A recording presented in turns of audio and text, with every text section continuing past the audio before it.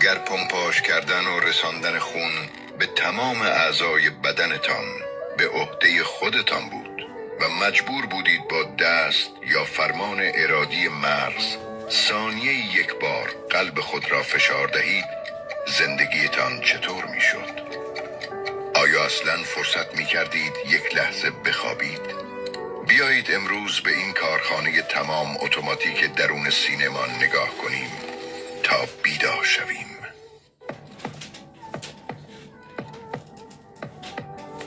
قلب یک انسان بالغ در حالت عادی بین 70 تا 80 بار در دقیقه می تپد.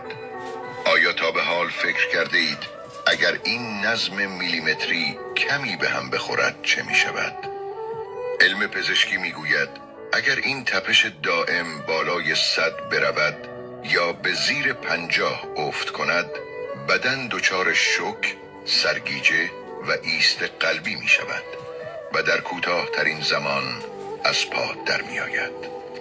چه کسی این عدد را از آغاز خلقت انسان و برای هزاران سال است که ثابت نگه داشته؟ آیا ما در پمپ نمودن این خون نقشی داریم؟ یا پروردگار مهربان این وظیفه سنگین را کاملا اتوماتیک به خود قلب سپرده تا ما با آرامش زندگی کنیم؟ به اعضای دیگر بدنتان نگاه کنید. دستها، پاها و حتی مغز ما بعد از چند ساعت کار شدید به شدت خسته می شوند و نیاز به استراحت و خواب دارند. اما این قلب بدون حتی یک ثانیه توقف از لحظه تولد تا آخرین ثانیه عمر دائم در حال کار و کوبیدن است. عقل سلیم چطور میتواند باور کند که این موتور خستگی ناپذیر حاصل یک تصادف کور و بی هدف باشد؟ فقط فکر کنید در همین ثانیه‌ای که شما این ویدیو را میبینید، قلب میلیاردها انسان روی زمین دارد با نظمی بی‌نقص خون را در شبکه‌ای پیچیده از 100,000 کیلومتر شریان و مویرگ به گردش در میآورد. این ارکستر بزرگ جهانی را چه کسی رهبری و تدبیر می کند جز خالق یکتای مدبر؟ بیایید کمی روی این عدد 1000 کیلومتر رگ. اگر تمام رگها و مویرگهای باریک درون بدن یک انسان به این کوچکی را بیرون بیاوریم و به هم بعد که می تواند 2.5 بار دور کل کره زمین بچرخد، فکرش را بکنید. یک تناب نادیدنی که 2.5 بار کل دنیا را دور میزند در سینه من و تو جا شده است و قلب باید خون را به تمام انتهای این مسیر طولانی برساند. شگفتی کارخانه درون سینه‌ات به همینجا ختم نمی شود. این پمپ کوچک روزانه حدود 7500 لیتر خون را پمپ می کند. برای اینکه بفهمی این عدد چقدر بزرگ است، تصور کن یک تانکر بزرگ موتر باربری، کامیون، جلویت ایستاده است.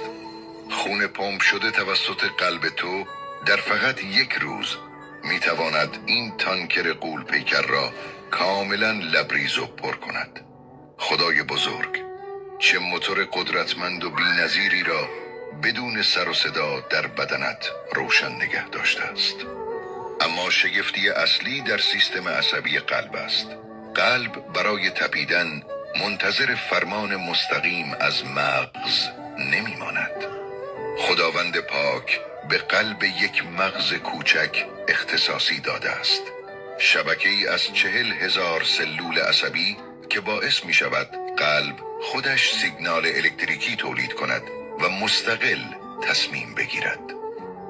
اینجاست که به یاد این آیه شگفت‌انگیز قرآن در سوره حج میافتیم که خداوند می‌فرماید حقیقت این است که دیده ها کور نیست، بلکه دلهایی که در سینه هاست کور است.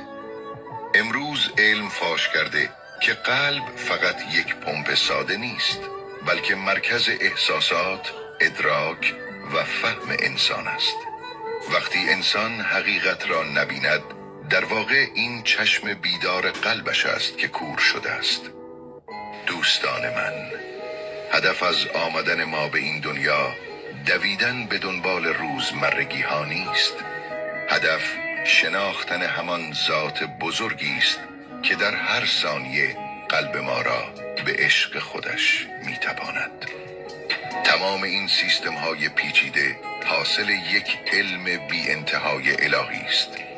خدایی که در تاریکی سینه ثانیه یک بار قلبت را بدون منت پمپ می کند تا زنده بمانی، چطور ممکن است در سختی های زندگی تو را فراموش کند؟